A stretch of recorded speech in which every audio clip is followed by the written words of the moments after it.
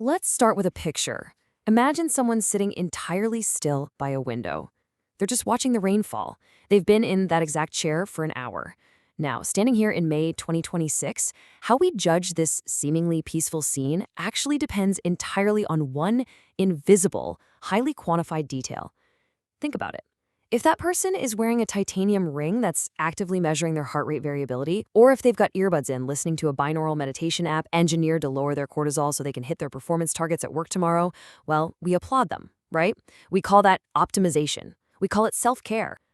But if they're simply staring at the rain, wearing no devices, for absolutely no reason, producing nothing, promising nothing, suddenly they become highly suspect. And that brings us to this core idea. Rest is idleness with an alibi. That's the central thesis of an essay by Leo Emilio published in the Idle Gazette. And just to be clear, in this explainer, we're not looking at another productivity hack. Instead, Emilio draws a remarkably sharp philosophical boundary between two states of being that, from the outside, look totally identical. On one hand, you have the restorative pause. The world loves this, it approves of it, because it serves a distinct economic purpose. It's a calculated retreat to make sure you can produce more later. On the other hand, there's pure, unproductive stillness. And the modern world, it fundamentally fears this second state.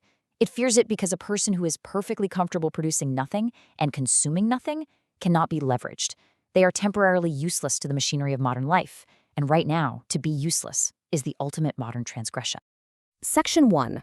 The Wellness Apparatus. To really understand this fear of uselessness, we need to widen the frame and look at the reality around us. We've built this massive, heavily monetized industry entirely around the concept of self-care. We are literally surrounded by the absurdities of commodified rest. We have sleep-tracking apps meticulously scoring our unconscious hours. We've got silence retreats that cost a month's salary, basically selling peace as a luxury good.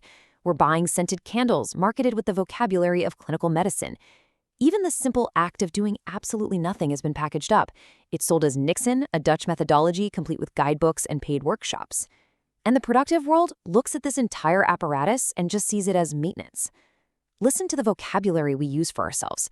We say we need to recharge our batteries. We talk about locking bandwidth. We try to optimize our mornings. We treat the human body and mind like industrial equipment. In this paradigm, rest is merely the scheduled downtime required to make sure the human machine keeps running at max capacity on the factory floor. Section 2. Idleness without an alibi. But what actually happens when we stop viewing stillness as a pit stop? When we actively refuse to treat our time as just a brief interlude to swap out the tires before the race resumes? Well, this is where we begin to unpack what it actually means to be idle. The contrast between these two states is profound. See, rest serves work. It's conditionally permitted because it promises a tangible return on investment when you finally go back to your desk.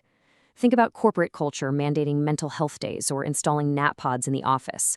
That language of self-care is a tightly conditional permission. The corporation is basically saying you may stop, briefly, so that you can function better later. You're conceptually resting on company time, even if you're sitting on your own couch. Idleness, however, serves absolutely nothing. It is an end in itself. It is the unconditional refusal of the logic of the factory applied to the human soul. Here is how it's defined. Idleness is time removed from the economy of usefulness altogether. It's time that will never be redeemed, it's never going on a resume, and no algorithm will ever measure it. But our culture kind of can't tolerate that void. A lot of the sheer exhaustion of modern life comes from this constant cultural effort to absorb genuine acts of uselessness and then sell them back to us as biohacked metrics. Walk-in used to just be walking, a way to get somewhere or just exist outside. Now it's a wellness practice with a target heart rate zone and a daily step goal to crush. Staring out the window gets hijacked by life coaches promising you improved focus and neuroplasticity. Every patch of unredeemed time, every quiet little hobby eventually gets forced to improve the yield of the fields around it. It's like we aren't allowed to simply be, we always have to be becoming.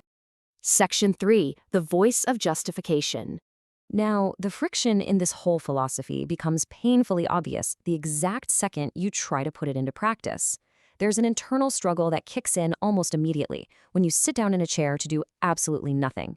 You can physically feel it, a tightness in the chest, that phantom twitch reaching for the phone in your pocket, and then a voice in your head starts actively constructing an alibi for your stillness. It starts whispering those pop science headlines you've absorbed over the years. Actually, boredom is good for you. boredom boosts creativity. It tries to convince you that sitting there, staring at a blank wall, is actually a highly strategic move that will make you a sharper, more innovative worker tomorrow. And in that precise moment, true idleness is ruined. The fallow ground has been quietly converted back into work. True idleness demands enduring that physical discomfort. It requires actively disappointing that internal voice of justification and refusing the safety net of productivity. Section 4. The place for exhaustion. Okay, we need to address the honest trade-off here, because it would be remarkably easy to mistake this philosophy for an attack on recovery itself, which it absolutely is not. A skeptic could reasonably ask, wait, is this an argument against rest? Are we supposed to abandon recovery entirely and just grind ourselves to dust in the name of philosophical purity? It's a completely fair question. When we criticize the wellness industry, we have to be incredibly careful not to romanticize burnout or dismiss the very real toll that modern life takes on the nervous system. That skeptical concern is entirely valid. So let's be unequivocally clear about this. Rest is good. Rest is deeply biologically necessary. If you're an exhausted, depleted person, you absolutely should sleep, and you should do it without an ounce of shame or guilt. The wellness industry isn't entirely wrong when it tells us that recovery matters, that sleep is crucial, and that chronic stress will literally kill us. Those are biological facts. So their philosophy isn't necessarily wrong, it is simply incomplete. The error is believing that conditional recovery is the whole of what stillness is for. The trap is assuming that rest, the kind that prepares us for more work, is the only legitimate form of doing nothing. We've let the wellness industry convince us that if we aren't recovering, we must be producing. Emilio's point is that there has to be a third category. Section 5. The truly free hour. And this brings us to the practical signal embedded in Emilio's essay. What does it actually mean to deliberately claim time that exists completely outside the project of self-improvement? He writes, rest asks permission of work.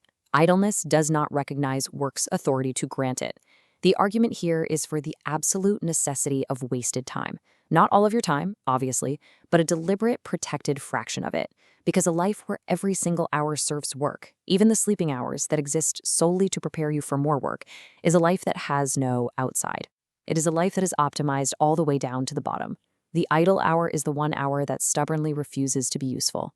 This is not a life hack. This is not a piece of productivity advice designed to make you more effective. It is genuinely free time, owned by no overarching purpose, and answering to no master.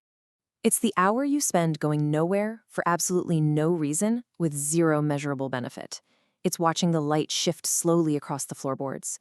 It's keeping company with the dead through a worn-out paperback. It's sitting at the kitchen table, drinking a second cup of coffee you definitely did not need, simply because it is warm. It will be the most useless thing you do all week. It may also be the only hour that was truly yours.